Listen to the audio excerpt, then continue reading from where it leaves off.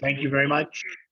Thank you very much, Uju, and welcome to all of you. It's a real delight to be welcoming you here. I'm joining you from the delegation of the Ismaili Imamate in Ottawa. This is the traditional land of the Algonquin people. And in fact, just steps from where I'm sitting here is the Ottawa River. This area where the three rivers meet, of course, was the location for generations when the Indigenous people of this area actually welcomed Indigenous people from many, many parts of the broader Ottawa River Valley, and expressed through their hospitality that extraordinary attribute of exchange, of course, of exchange of goods and services, of exchange of ideas, but also I think of exchange of hopes and aspirations. And in fact, it's in that very, very important tradition that we are convening here today. Maybe it is entirely appropriate that we're taking up this book, and I'm starting with a apology that we were hoping to do this event hybrid, but COVID volatility has struck us in a very particular way. So we're doing this entirely virtual. But nonetheless, we will gather together in the presence of important people and important ideas in this first launch of AKFC Global Reads, which is going to be a regular series of activity where we invite an important person in the Ottawa development community, or the Canadian development community broadly writ, to identify a book and therefore an author who has presented some important ideas that we should be trying to grapple with, and then to try to bring them together in conversation. And I am just delighted that our first discussant is Chris MacLennan, the Deputy Minister of Development. I think many of you will know Chris because we have the very happy situation that we have a deputy minister who was appointed just in the last few months, who himself has devoted his career to development issues and has been, in fact, at the forefront of many of the most pivotal development issues and programming that the Canadian government has launched over the last many years. So Chris brings a very, very long history with these issues and a broad familiarity with many things going on in the world. And he has chosen as our book today, Aftershocks, which is a book subtitled Pandemic Politics and the End of the Old International Order. I'm delighted that Tom Wright, a very distinguished international affairs scholar and commentator, has agreed to join us to discuss this book he has co-authored with Colin Call. I think the book is important for a whole series of reasons. But most importantly, because it really is, for me, a reality check. The book shines a light on the world order that the COVID pandemic has revealed. Partly revealed because it was already in existence before COVID, and partly COVID has kind of brought into existence. And I read the book as a call for us to avoid at all costs nostalgia, that we should not fall into the trap of imagining that we are living in a world that in fact doesn't exist, and calling us to really understand what COVID has taught us about the nature today of the world order we are inhabiting. Armed with that knowledge and with that insight, I think there are many, many opportunities for us to recast our work, both as Canadians and as institutions devoted to a more peaceful, prosperous, and pluralist world for all. So I'm really looking forward to this conversation. I want to thank Global Affairs Canada. Global Affairs Canada has been a very, very important collaborator of Aga Khan Foundation Canada's work around the world for decades, but has also been a collaborator in helping us bring together voices to inform and inspire our work in the world as well. So really delighted to be collaborating with Global Affairs Canada, to have Chris and Tom in our midst. And I, with that, will turn it over to Chris to kick off and lead us through this session. Chris, over to you. Okay, so thank you so much. Thank you so much, Khalil. And maybe let me begin by thanking Khalil and team at the Aga Khan Foundation of Canada for organizing this. You know, as practitioners, I guess is the best way to describe ourselves in the world of development. You know, an opportunity to actually take a step back and have a conversation based on a work that has just come out is a rarity, and it's something that we often don't give ourselves that opportunity to take that step back and really discuss the events that we discuss at home around the kitchen table with our friends and family. But ironically, with our colleagues, we don't take the time to actually create a structured space, and you know, to my and everybody else's benefit, to actually have the opportunity to engage directly with the author of a work that in so many ways captures so many of those kitchen table conversations that I think we've all been having over the last 2 years, if not longer. So as Khalil mentioned, my name is Chris MacLennan. I'm the International Development Deputy Minister for Canada. And so what apparently I'm on the hook for doing right now is I'm going to give a couple of reasons why I chose this book. And then I'm going to turn it over to Tom, Tom will have an opportunity to give us a bit of a walkthrough, some of the highlights that he would like to note from his most recent work. And then what we'll do is him and I will have a bit of a conversation. We have a few questions, and we'll try and keep it interactive. And then we'll turn it back over for others to have an opportunity to pose questions and interact and join in the conversation. So I have to admit that I've had what I would describe as a privileged seat over the past 2 years to watch a global pandemic play out. So as Khalil mentioned, in January, I was named International Development Deputy Minister. But actually during the majority of the pandemic and the period that Tom writes about, I was the Associate Deputy Minister of Foreign Affairs for Canada, which put me right there on that line of the global international order and how it was changing, and the reaction and response to a global crisis, the pandemic. So I was involved in the Diamond Princess from the Canada perspective. I was involved in Canada's efforts to repatriate over 60,000 Canadians that found themselves caught in those lockdowns in the spring of 2020. I was also a member of the Deputy Minister's vaccine procurement team that were all faced back in the summer of 2020, when it was, will any of these vaccines that are currently in development even come to fruition? And how do we position ourselves to procure?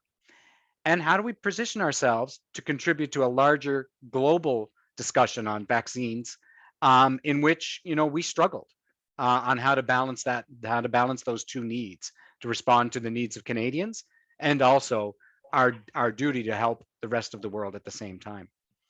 And I was also a part of the discussions that led to some of the major organizations that were created.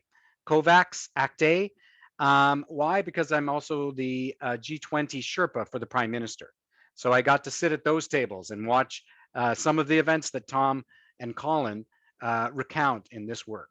So Tom, one of the first things I'm going to say is thanks for the PTSD, because going and reading through your book brought back a lot of memories. And interestingly, a lot of things that I forgot, a lot of things that kind of were happening on those margins, particularly some of the more entertaining aspects of President Trump's comments throughout the period, but how they interconnected with how global dynamics and global discussions were taking place as we all struggled to come to terms with how to just respond to this pandemic. So maybe with that, Tom, what I'll do is I'll turn it over to you. introduce Tom. Tom is a well-known author, a fellow at the Brookings Institution, and a contributor to The Atlantic, PhD from Georgetown. And with that, I'm going to turn it over to Tom to allow him to walk us through some of the highlights from his book. Well, Chris, Minister, thank you so much. And it's a great honor to be here. I only wish I was there in person. And thank you so much to Khalil and to Oju and to the whole team as well for inviting me to speak. And, you know, it's a little intimidating for me to be with such a distinguished group, but including people like yourself who are directly involved. I'm sort of, you know, vulnerable, of course, to being corrected on some basic parts of the book.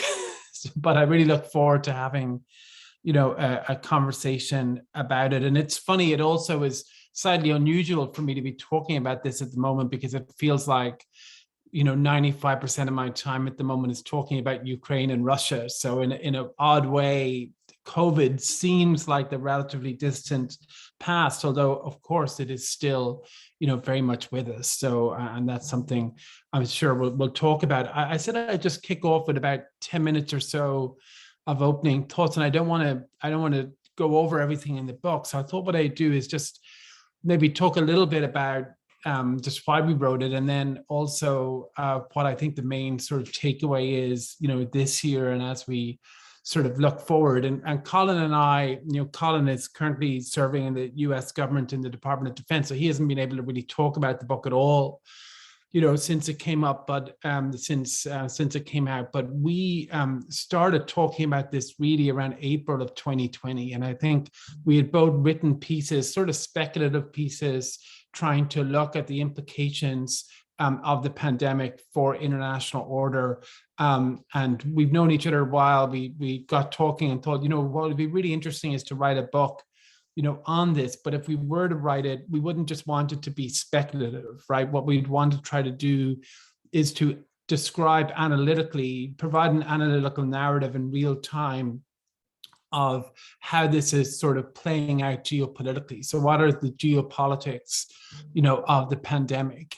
Because it struck us that in contrast to 2008, when you had a financial crisis, and the world came together by creating the G20 at a leaders, you know, level, and by having a really extraordinary cooperative response, that on this occasion, you know, the world seemed pretty fundamentally broken, right? We had a Trump presidency entering into its last year that was obviously very sort of unilateralist, with a relatively, I would think it's fair to say, erratic, you know, president. So we didn't quite know if US leadership would continue. Obviously, US relations with China had deteriorated.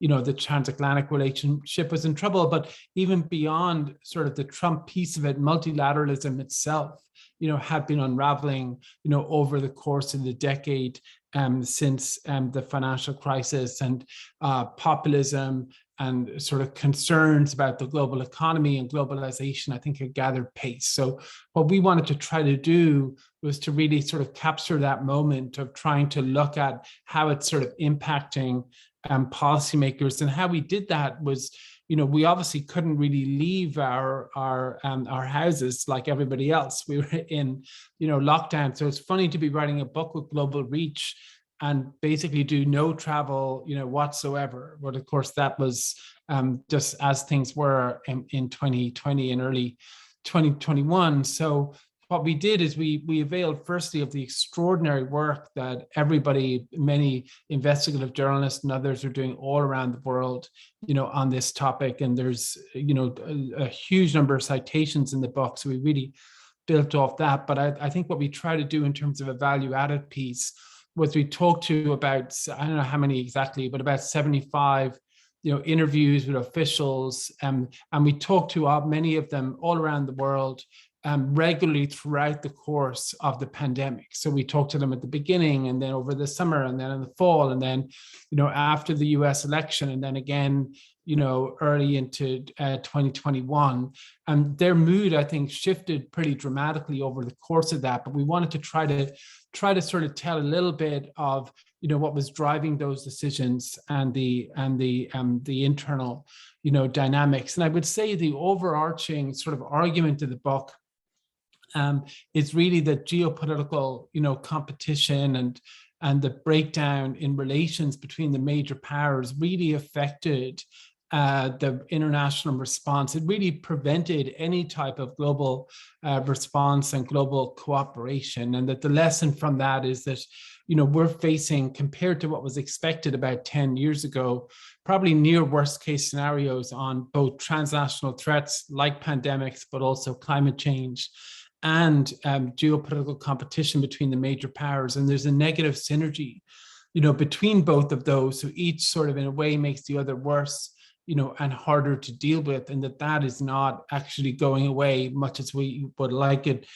to. So I'll just sort of expand on that a little bit and just start maybe with the, with the China piece of it, because we couldn't really talk to Chinese officials. There were some Chinese experts and people sort of maybe on the outer ring that we were able to talk to, but we did talk to as many sort of Western diplomats who'd served in Beijing during that time as possible. And we try to talk to others who sort of dealt with China during this period. And really what struck us was that it really wasn't meant to be this way, right? With SARS in 2003, China had put in place many reforms to improve their public health system and to actually embed themselves more in the international public health order and to cooperate more with other countries, but also to have a more effective system, domestically. Many of the mistakes made with SARS, to do with, to do with sort of a slow response or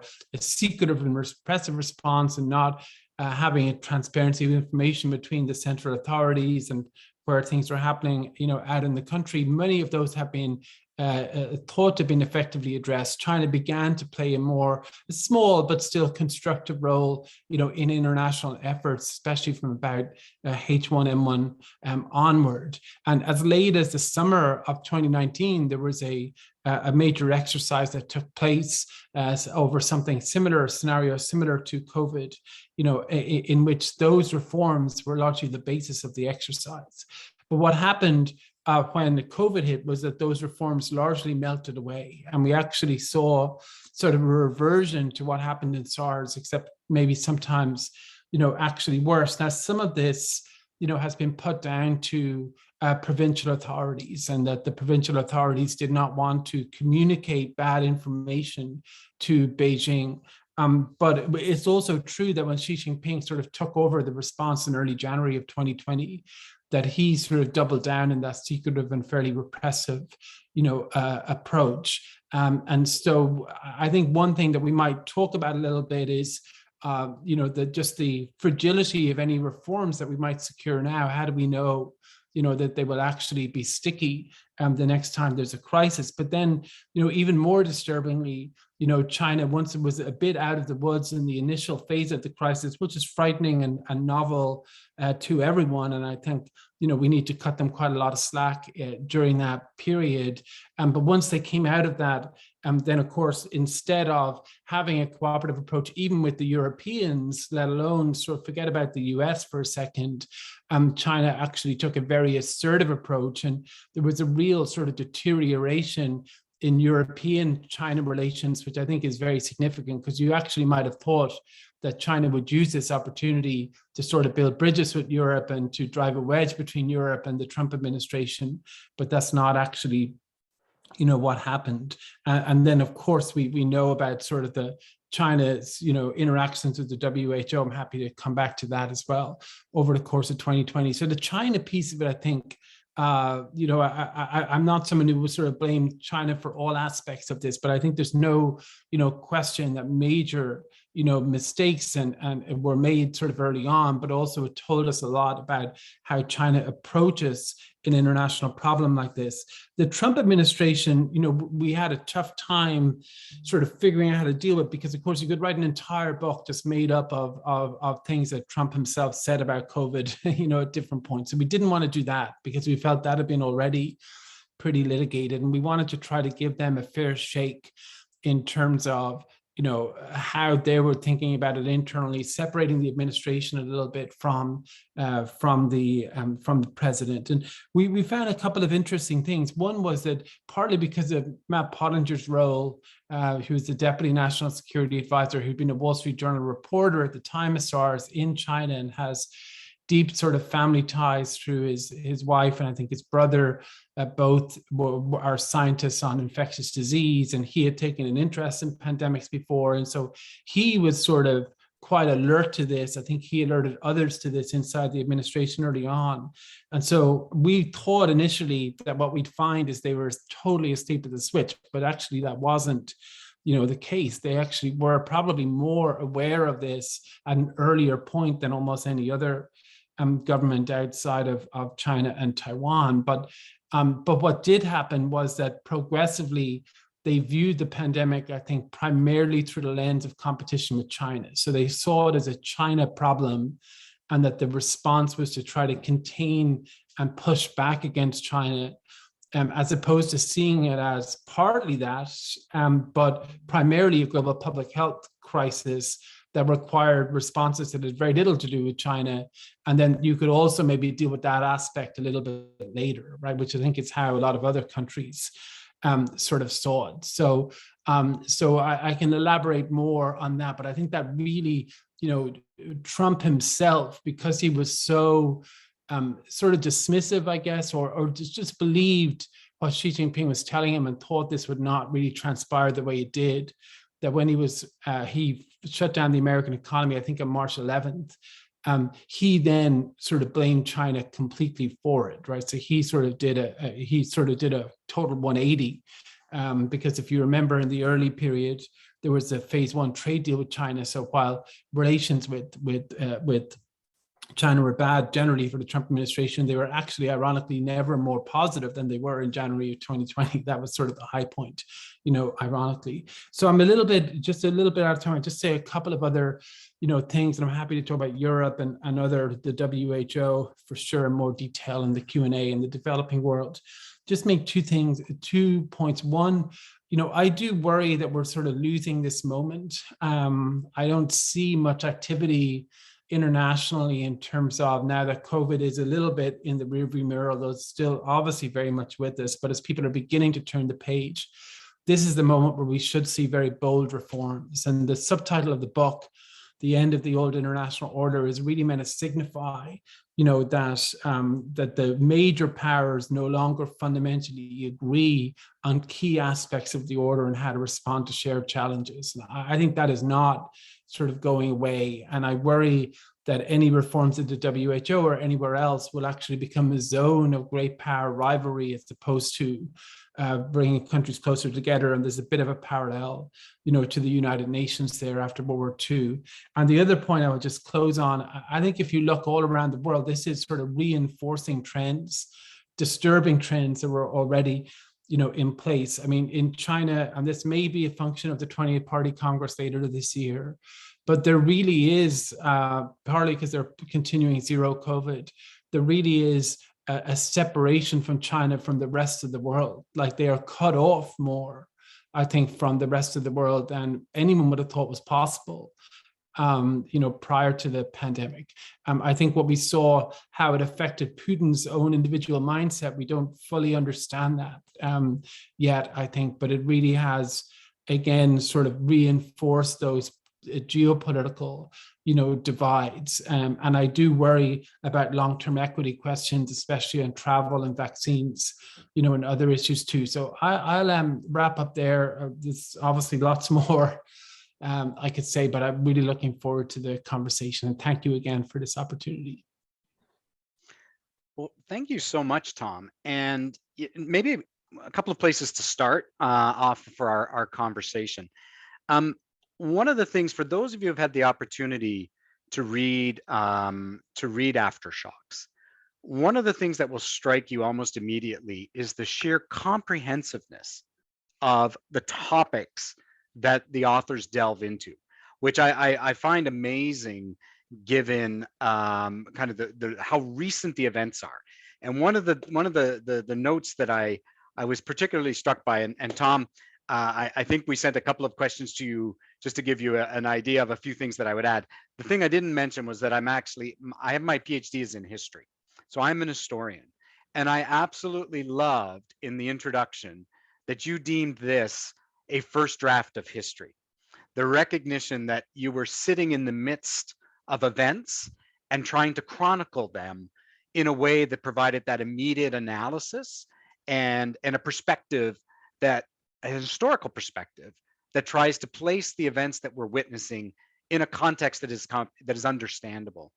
And I guess the question that occurred to me about this was, as you and Colin were going through the process of your research, contacting the participants, framing out the things that you wanted to talk about, what are, for the lack of a better way of describing it, what are the known unknowns that future historians, when they're writing the history of this period, they're going to have maybe information that you didn't have at the time? Are there a couple of kind of key pieces to the puzzle that you don't have the full story on, that may have impacted on the way you've shaped out your analysis in this book? That's a really great question. Yeah, and I think there's a lot. I mean, one thing that's sort of striking is just how your view, and this is a slightly indirect answer, but I'll try to answer it more directly in a second. But just I think it's an interesting aspect of it that one's view of the pandemic really changed depending on the moment that you were looking at it, right? Like there were points at which I think just in terms of how countries fared, for instance, there were points at which China's response was seen as catastrophic, then amazing, and then problematic, and now it's like, boy, they can't get out of it. There's moments where there was headlines in all the major papers about the German model and how Germany had all figured it out, and then they got absolutely whacked by it in the fall of 2020, and then failed to really do very much in the vaccines.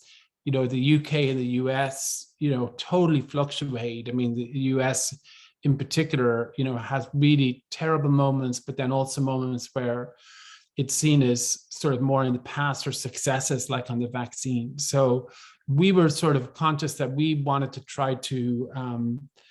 try as much as possible to stand back from that a little bit, and to, but it's hard because you are vulnerable that the moment of the final draft is the moment that you sort of end on, where it feels like it's almost over. Now I think we're always inherently pessimistic, about COVID and the pandemic. And so we finished it in probably the draft in May, of 2021, and it came out in August.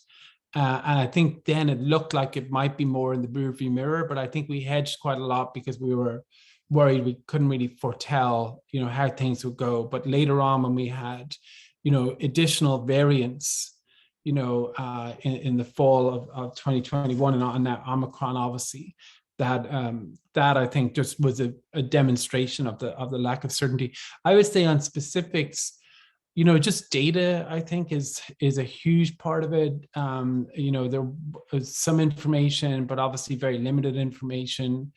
One we might get to later is just how it affected the developing world, which I think totally defied, expectations. And we probably struggle with that a bit in the book. I think we tried to really make it a global book and to talk a lot about those cases. And I think we talked about the trouble that they got into, but we weren't able to really look at the overall picture of its long-term impact. And then I think just we tried to talk to officials, but it was really, to be honest, relatively piecemeal, because you're dealing with those who will actually talk to you. Many of those are still serving officials. So, that's a little bit difficult. And in time, of course, I think with memoirs and also with real, access to those officials who'll probably then be out of office and more willing to talk, I think a more detailed, granular picture can be put together. But I do feel, though, I would just say, I think it will hold up reasonably well. I mean, nothing has really happened since it's come out or since it was finished that really made us think, boy, we got that sort of fundamentally wrong. Well, and I actually think that's right. I think this book will be one of those books that future historians will use as a bit of their Bible for that initial scan and understanding of exactly how the events played out, particularly the comprehensiveness. One of the things, Tom, that I was really struck by, so throughout your entire analysis of the pandemic and how as it played out, and I can tell you, working from a foreign ministries were always, I think, on that knife's edge of acting in the interests of Canada's national interests and the COVID response in Canada and our role in supporting that, but that constant awareness of our global responsibilities to the global South and to the developing world. And you noted even in your previous answer, it really depended on at what point of the curve as the pandemic played out that you really saw how governments were doing. And one of the things that you really note, and I think it's done really well, is how governments responded, either with the quickness of their actions, their acceptingness of what they didn't know, and the acceptingness of science. That those governments that were able to put those couple of pieces of the puzzle together were the ones that tended to be most successful. How do you think it had an impact on aspects of cooperation? Because I'm not, for example, those governments that were maybe doing a good job at home, I don't know if they necessarily played a preponderant role in the global cooperation realm necessarily any better than others did. And that almost seems like a bit of a cognitive dissonance to think, well, you've figured it out and you've got a solid plan at home, but you're having difficulty working together globally to make the right decisions for the entire global world. How do you see those two issues playing out against one another? Yeah, no, it's a great question, and I'd love to hear your thoughts on it too, since you were right there. But so I think Europe to me is a little bit interesting in this regard, and I think Canada is probably almost unique. I should come back to that in a second, but in Europe, they all, you would think, because of the EU and because of their general worldview and outlook, will be sort of all over this. But actually, in terms of cooperation and really trying to replace that lack of leadership in the US, but nothing like that happens at all. I mean, initially, basically Europe goes completely back to national responses, and it's really zero sum. I've talked to some foreign ministry officials around that time, and the Germans, for instance, said that their entire foreign ministry had become a giant consular operation because they're just trying to protect their own people. But then they were spending a huge amount of time, because they were shut down, of negotiating basically letters of transit for people from the East who were coming from France to literally drive through Germany. So it was really a total sort of throwback. And then there was a competition over scarce supplies, and they were often even basically stealing each other's stuff or nationalizing it. There was enormous distrust. There was a feeling it was everyone for themselves. Angela Merkel gave a very famous address, which in many respects was amazing, but she never mentioned Europe once during that. In fact, the only leader, I think, to really talk about Europe was Macron, unsurprisingly. And it got so bad in Europe, I think, that there was a recognition that the EU might be about to collapse as a result. That's certainly what many senior officials believed, because the Italians and Spanish and others who were being affected by it the most felt really left, abandoned, especially in terms of the fiscal side. And at that point, they did change. They totally changed, and they adopted this big, Hamiltonian moment on the economic side of it, and tried to do more and try to actually cooperate in health, which wasn't one of their core competencies on cooperation prior. But I think it was interesting, just the visceral, impulse and reaction is much more national. And then the global piece of it, you would have thought that Europe would try to fill the gap of the US, but nothing really like that happened at all. And COVAX, you're very involved in that, so I'd love to hear your views, but I think the really striking thing was just how underfunded and sort of relatively marginal, it was throughout this period. And that while others are saying nicer things and doing more, maybe in the Trump administration, they weren't actually doing really all that much. And the reason I said I think Canada's partly an exception is I think Canada is one of those countries that would, does sort of very much think of that multilateral system. It's large enough and powerful enough to be, in the G7 and more engaged, but also has, that sort of more multilateral view. But that's just a really rare phenomenon in 2020. It's not something you see in Japan or Australia or really anywhere else. So I guess what that leads me to think is this, there's really no, if you don't get that major power, leadership there, then there's just a vacuum, and it just goes relatively unfilled. Yeah, that's and that comes shining through in your book. It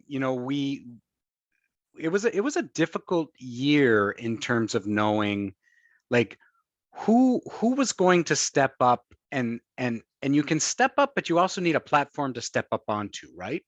Is part of the thing. And the G7, of course, which normally I think would have been one of those platforms, it happened to be the G7, the presidency was the United States. Yeah. And that turned out to be very difficult. And you kind of walked through the whole Wuhan virus episode for the foreign ministers at one point. And then at the same time, it was also Saudi Arabia, who was our G20 presidency. And they were completely knocked off their game, not surprisingly, by the pandemic itself. And so we were kind of left with two presidencies that had a platform when the world needed them most, that were actually not capable of seizing on those platforms and driving that agenda. And we know the story, particularly in the G7, of Macron trying to kind of give it a boost and intercede, but then of course it never came to fruition. One of the questions I had was, a common refrain around the table has always been the pandemic is accelerating trends that we weren't really recognizing were there, but now we're seeing them full force. Khalil saw it a little differently. He said exposed, which I thought was interesting, because that's a different take on the issue. I wonder if you have any thoughts on that, because that's one of those kitchen table conversations we've been having in foreign ministries. Yeah, and just on your observation, which I totally agree with, in the G7, firstly, there's a story you tell in the book about Angela Merkel basically pulling the plug on on an in-person G7 leaders meeting, because in June, Trump thinks this is a way of showing, because it was an election year, of course, so he wanted to show that he was both open for business again after COVID, and then that he was sort of leading, he was getting validation from these other leaders being there. So he was actually at one point pushing for an in-person meeting, and Merkel didn't really want to give him the photo op, but more significantly, she felt, some of her advisors told us, that if she was there with him, it would bring out the worst in him. So there was more likely to be a breakdown in cooperation if she was with him, because she was so kryptonite to him, which is just sort of extraordinary that, the way a major world leader figures out you can actually, limit the damage is by actually having less interaction exposure with their colleagues, which I don't think she was necessarily wrong in that, but it's just a reminder just how fraught it was. Khalil's point is really good one, and I think we even talk about this, if not in the book, certainly in some of the articles that came out after it. But it was always striking to me how people would say, well, what does it mean for the international order? And we try to say, well, it more importantly, it's what it tells us about the international order, things that we didn't know before, and those are things like transnational threats won't necessarily bring us together.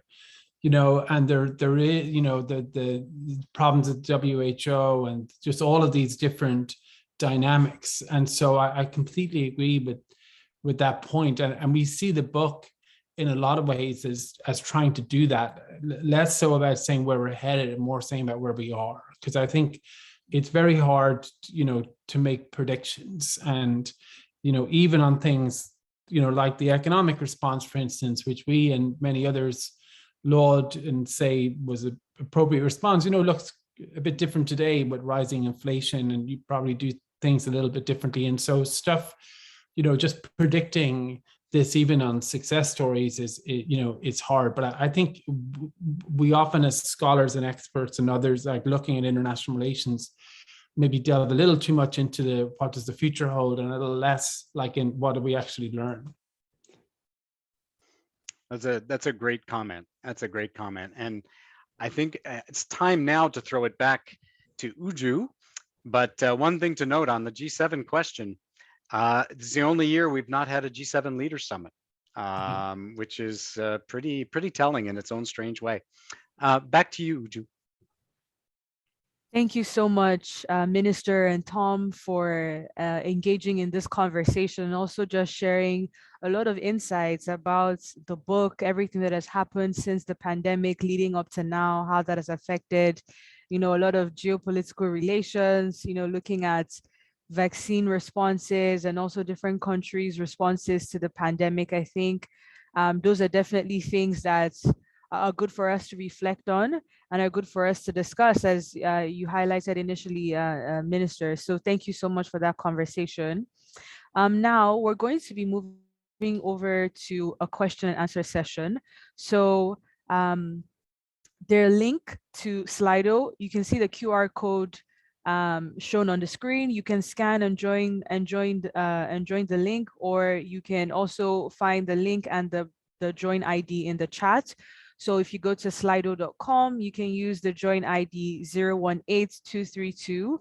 And once you open up the platform, you will see a different tab for audience Q&A. And if you go into the audience Q&A, you can put in questions anonymously. We don't know who is asking what questions, so don't be afraid. But also, if you see questions in there that resonate with you and you would also like to hear the response to that question, you can give it a thumbs up. So the more votes a question gets, we know the popularity of that question, and we'll prioritize those questions first. So I'm going to start off by reading the questions that we have that have come in thus far. The first question here says, given the increased lack of cooperation worldwide and the unresponsive UN structures, what can we do now to address global threats like climate change, etc.? And now I'm going to open up the floor to either the Minister or Tom.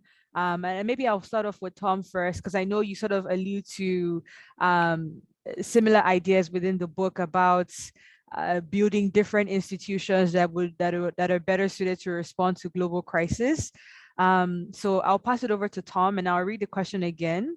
It says, given this increased lack of cooperation worldwide and the unresponsive UN structures, what can we do now to address global threats like climate change?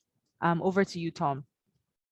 Thank you. It's a really important question, and we do try to spend some time in the book. And I think pandemics and climate are a bit different, but they're a little bit linked. So let me try to just quickly address both. I guess our main sort of takeaway from the book is that we should try to work with China on all of these issues. We should try to work with all major powers and through UN structures like the WHO. But we also need a backup plan if that doesn't really work, right? So we don't see any sort of contradiction between really engaging in the WHO and pushing for reform and trying to even lead in that, and to doing a lot on climate and to Paris and elsewhere, trying to work with China and others. We don't see any contradiction between that and actually then also having more groups of like-minded countries that might do more. And on pandemics, we call for what I think we call it a global alliance on pandemic preparedness. But basically what it would do is that it will be like-minded countries. They don't necessarily have to be democratic, could include other countries too, like Singapore or Vietnam, that will come together and say, we will commit to higher levels of transparency, we'll spend more on global public goods. We will have a group that in the event of a future pandemic would coordinate closely with each other. And if we move more rapidly in the WHO, that's fine. And we might even put pressure on other countries in that sort of timing. And that keeping that higher standard, we think would actually reinforce the WHO, not undermine it. But it is a different way, I think, of looking at it. And then on climate, it's not as easy on climate because I think China is a much more pivotal player. But I would just add one sort of observation. If geopolitical competition constrains cooperation, then we need to find a way to really use the competitive frame, to be able to advance progress on climate, so maybe if both China and the US end up leaning into clean tech competition, that could be a positive thing. There might be things that can be done, that would recognize that it's a more competitive space and a cooperative space. I don't think that would preclude larger agreements, but I just feel that if we are relying on major global agreements to make progress, I think we're going to be waiting a long time. All right, thank you so much for sharing that. Another question that I have that is coming before I can also taking questions from any of the audience that are here. If you also would like to unmute and ask your question, you can raise your hand so that I'm aware of that. The next question that I have here says, with variants continuing to proliferate, what patterns can we expect to continue? And how should the international community react collectively? So it says, with variants continuing to proliferate, to change, what patterns can we expect to continue? And how should the international community react collectively? And maybe the Deputy Minister, you can address this. Well, that's a very much a loaded question. I think one of the things that's interesting, if we were to extend Aftershocks and to have taken it right up to today, we're clearly in a very different phase epidemiologically of the pandemic right now. And so, Canada is technically, I think, in a sixth wave, as we've called it, with higher infection rates, I think, than we've had at any point previously. And yet the measures to respond are different. And because the pandemic is now in a different phase. So I think, what we're going to have to continue to do, and it's something that we've done from day one, which is based on our understanding of where the pandemic is and whether it be a new variant, whether it be a different part of the world that is more affected than was previously expected. I think about India in the spring of 2021, which caught many of us by surprise. I think you're going to see that there's a few pathways, despite, as Tom has outlined, the challenges in cooperation. Over the course of the past 2 years, there have been some pathways that have been created. And I think you'll probably see that, most of those pathways now at least enable conversations to take place on what it is that we're doing. So the type of shock that we quite honestly went through in the spring of 2020, like, the notion that we would lock down our economies for weeks was unheard of, let alone what we actually ended up doing, which was locking them down for almost months, that we would close our border. And in Canada, we ended up basically closing our border for over a year in terms of the recommended global travel alerts that we had and things of that nature. So I think we're in a very different part of the pandemic. It's one that we probably, there's many things we don't know about the pandemic of today that we're going to continue to learn and adjust to as we move forward. But I think there are now at least ways for us to interact and speak with one another. I was struck by Tom's point about how the Germans' foreign ministry, considered itself basically a consular service and nothing else for a while. And I can tell you that is exactly what Foreign Affairs Canada felt like in the spring of 2020. I think we're now much more into a phase where the pandemic is an element of stuff that we manage and that we focus on, but we've created the space to have broader conversations. Okay, thank you very much. So the next question that I have here, which seems to be coming up by popular demand, it says, do you see the opportunity or even more barriers for developing countries to forge more equitable relations with G20 countries in multilateral institutions? So definitely loaded on that one. It says, do you see the opportunity or even more barriers for developing countries to forge more equitable relationships with G20 countries or in multilateral institutions? And not directing this question to any one particular, either the Deputy Minister or Tom, if either of you are particularly keen on answering the question, you can go ahead. I can say a quick word, but I'd love to hear Chris on it more than my own thoughts. But I would just say, so I'm a bit worried about the G20 generally. I think we'll see, what happens with the Indonesian presidency, but there are deep divisions now between sort of G20 member states, particularly over the war in Ukraine. And I think these different dynamics that we've been talking about, I think probably manifest themselves more in the G20 than in the G7. So I just think there's a large question there about sort of long-term, effectiveness and, and just its role. So that's one point. The other is that I think I agree with the assumption underlining the question that there should be, a discussion.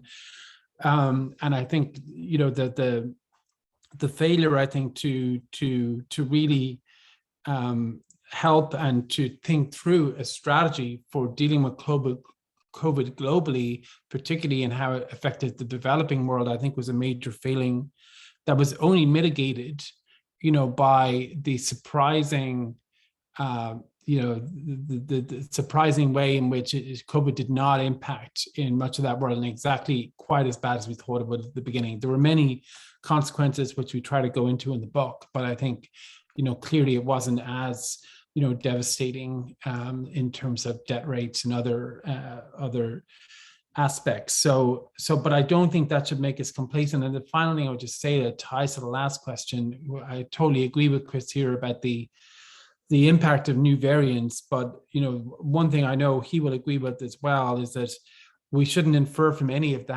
that's a guide for future pandemics, right? Because a future pandemic could be more lethal and as contagious. And it also could affect young people as much as older people. It could affect the developing world more or as much as, other countries. So one thing I worry a lot about in the United States and in some other countries too, is that there is maybe now certainly politically in some circles, there's a view that we might have overreacted to COVID. And if it happens again, we definitely won't do some of the things we did before. Now that may be or may not be legitimate if you're dealing with a COVID variant, right? But if it's a totally new pandemic in 10 years, then I think that would be exactly the wrong lesson to learn from this. Yeah, no, I agree 100%. I agree 100% with that last comment in terms of, and the need for us to think about pandemic preparedness in a very different way than we were previously. So back to the original question. So one of the things that I've, as a development practitioner, a long-term development practitioner, one of the things that we'd often said was, globalization means, in one of the impacts of globalization is that, almost the entire globe is affected when crises happen. And, we've held out the possibility of a pandemic as one of the core reasons why Canada, as a developed country, has a self-interest in working with developing countries to improve their health systems for purposes of surveillance, for purposes of infection control, and for treating their citizens. That it can actually have a much broader impact on global health than just the country that you're working in. So this has always been one of the kind of the recognitions of that fact of the impacts of globalization. The Ukraine crisis has demonstrated it again on the question of food security. In terms of the shock waves that are going through the food security system globally, because of the preponderance and importance of Ukraine and Russia in terms of net exporters of fertilizers and grains and oils and various other foodstuffs. And so I guess the short answer to the question is there really is no choice but to be working cooperatively with all parts of the globe, including developing countries, and understanding their particular perspectives, because we are all in this together. Like the discussion we had on borders with respect to the pandemic in Canada, I don't know, Tom, how it played out in the United States, but we basically came full circle. At the very, very beginning of the pandemic, our chief health officer in Canada was saying, look, borders aren't going to stop viruses. Like you can lock down your border all you want, but it's not going to stop the virus from entering your country unless you're an island, and Canada isn't. And, we of course then went and closed our borders like most of the world, because that became what we needed to do. And we're now back in a world where we kind of recognize if there's a new variant, and we saw it with Omicron, we can close our borders, but Omicron made it to Canada, and often it makes it there before you even know it existed. So there's kind of that recognition that we need and will always need to be able to work and include the perspectives of developing countries at bodies such as the G20. Now, the G20 is unique. And I can admit I have a bit of a love-hate relationship with the G20, because there are some issues upon which you kind of realize it's not a grouping of like-minded states, and that's okay. But the types of things that a G7 can do, because it's like-minded, that's not what the G20 is about. By the same token, the G20 is a place where hard conversations take place, because there is a very wide divergence of views at that table. And developing countries have a strong voice at that table. And sometimes just hearing what others view and the perspectives they have is actually critically important to how we define success for groups like that. Maybe I'll stop there, because I know we don't want to use up all our time, but that we could have an entire discussion on that one. Exactly. Thank you. So I think I'm going to take at least 2 more questions for now, and being mindful of our time. So one question that we have received on Slido, someone has indicated that as an epidemiologist, that they are quite struck by the amount of distrust that has increased in data and science. And also adding on to that question, someone else also echoes the same sentiments and saying also the distrust that has grown in institutions and governments and governmental bodies. So how can we regain public trust is the question on the table. I don't know, either to the Deputy Minister or to Tom, if you have any particular ideas to share on that. How can we regain public trust for governments, governmental institutions, or to the data and science that is being shared, largely be it about the pandemic or any other issue that may arise? Are there any thoughts on that?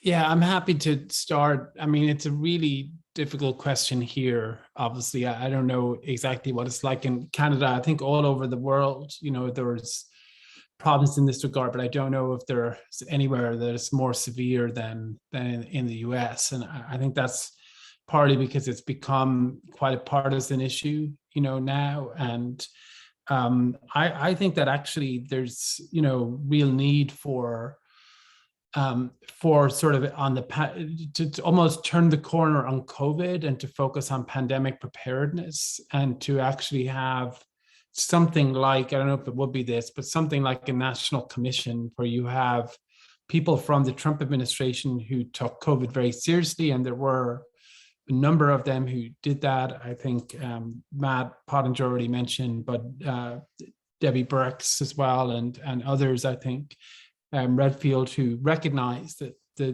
pandemics are a threat, and to bring them together with folks from the Democratic side and to focus on the future. What happens when in 10 years, you have a new pandemic hit?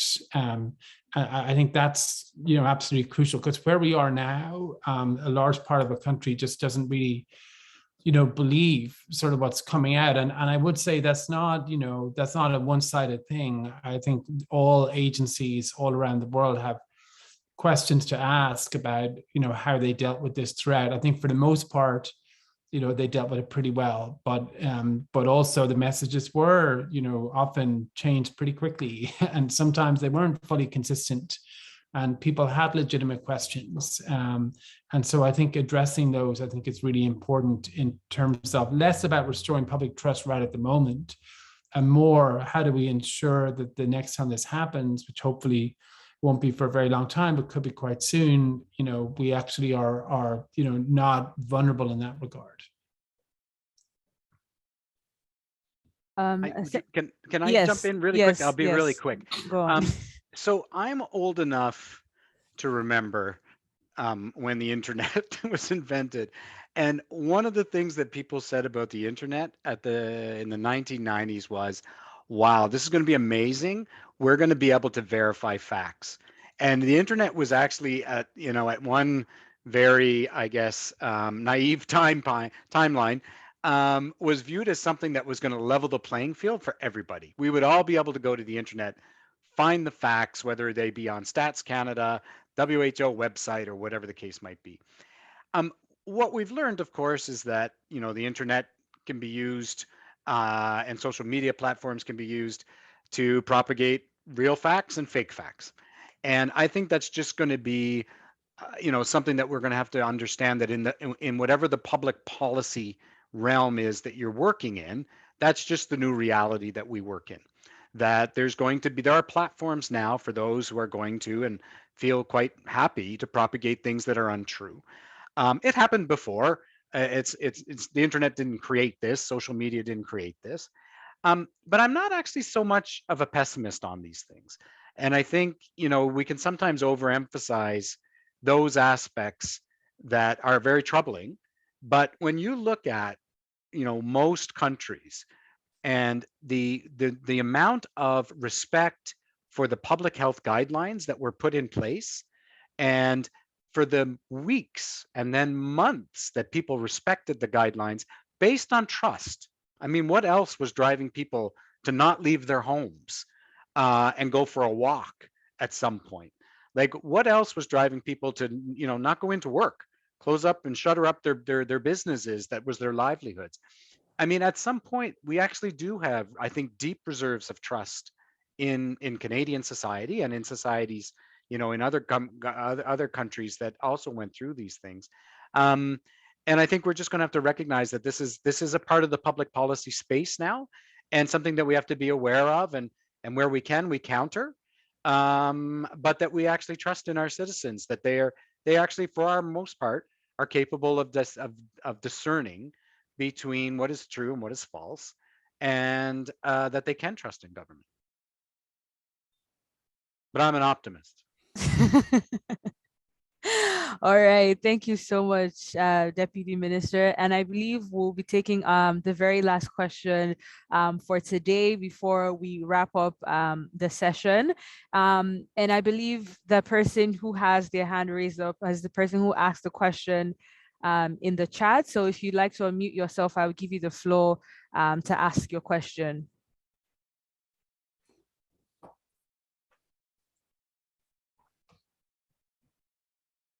Okay, I think I could just go ahead and read the question to make this go faster.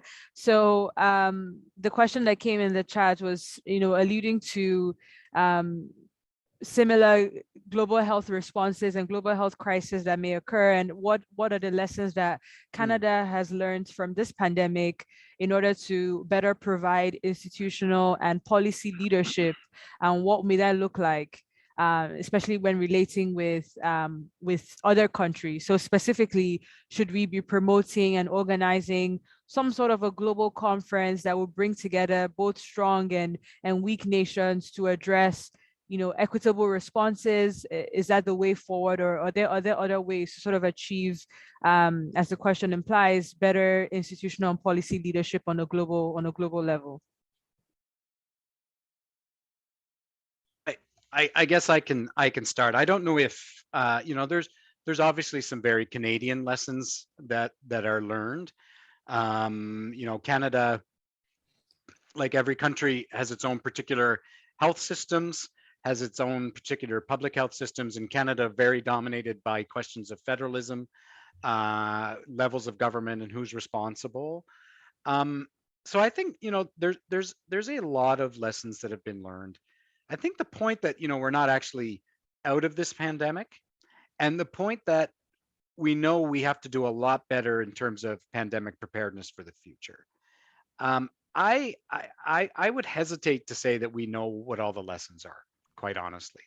I think this, and one of the reasons why I chose the book as something for us to talk about, this truly is one of those seminal events in history, this pandemic. Like, we are truly living through something that, quite honestly, will probably take years for us to truly appreciate what all of the impacts are, whether they be, social impacts, technological impacts, health impacts, economic impacts.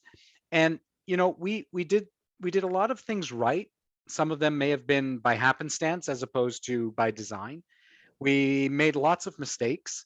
And one of the things that I really appreciated in Tom's book was the recognition that, most governments were doing their best.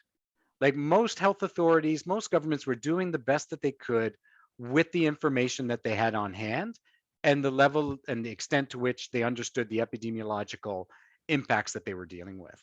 And, I think there'll be lots of time in the future. And I think, if there's people who enjoy conference circuits, I think they've got 10 years of conferences that they will be able to go to talk about the impacts of COVID. And I can only imagine there's probably about 10,000 PhD theses that are coming that are going to talk about the impacts of COVID across every element. But I think one of the things, and I'll turn it over to Tom here, though, the question of the failures of international cooperation are critical and key.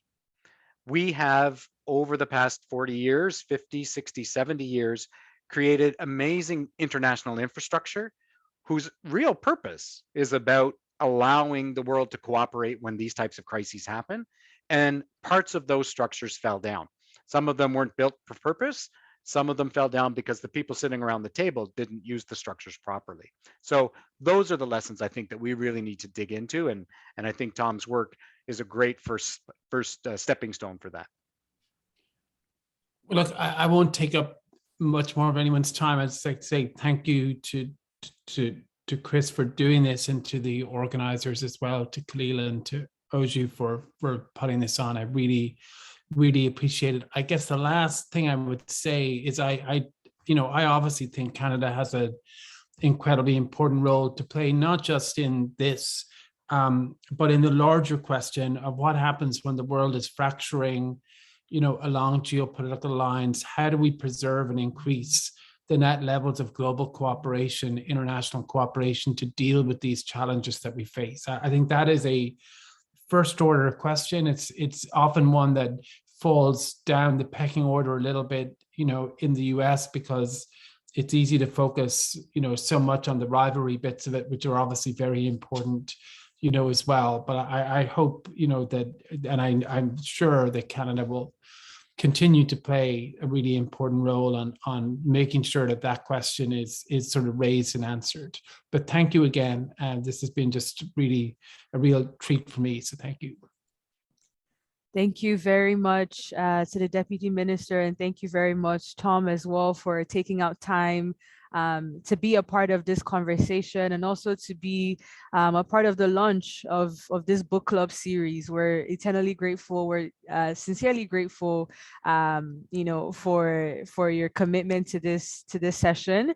And before we move on to wrap up for today, I would like to share that we are going to be putting in a post-event survey in the chat. So for everyone, and also on the screen, you can scan the QR code if you'd like to be redirected to the forum, or you can join using the link that has been put in the chat. Maybe or maybe not, if you respond to the link, you're increasing your chances for the book draw. I can't confirm or deny. So I highly suggest that please, we would love to hear your feedback as we continue more of these sessions, and also as you've taken out time to listen to this conversation today. Open the link and, you know, start responding now, and also after the session is over. We would really love to hear your insights. I also want to thank everyone who has carved out time to be a part of this conversation, either listening, asking questions, you know, just soaking in all the knowledge and information that has come from today's session. I want to say thank you to you as well for being here. And like I said, please don't forget to scan the QR code or use the link to join to find the information for the post-event evaluation. And we'll now be moving over to a very much anticipated a point in today's session, which is the book draw. So if you weren't already aware, we are going to be giving away 2 copies of Aftershocks, the book which we've been discussing, that has been co-authored by Tom Wright and Carl Collin. So I am going to share my screen so that everyone can see the fairness of this draw and how the whole process is going to go.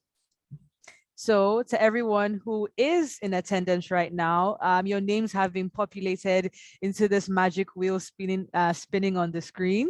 And I am going to click and spin, and let's go for the first draw and see who is going to be the first winner of today's. Oh. Is okay? We have a winner. Congratulations to Bashir. Please make sure that you note yourself down in the chat, and we'll also be reaching out to you via email to get your information, and also have the copies shipped over to you. And for our second winner for today's book draw,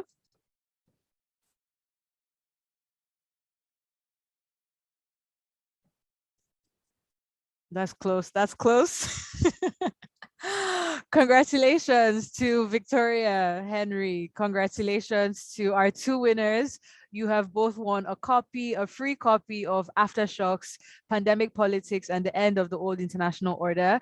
We hope that you'll be able to enjoy the book and also be able to get more insights. And we'll hope to continue to have more book draws as we have future sessions coming up. And now I would like to pass it over to Khalil to give us his closing remarks before we end the session today. Uju, thank you very much. It's left to me now, I think, only to reiterate our gratitude to the 2 people who made this event possible.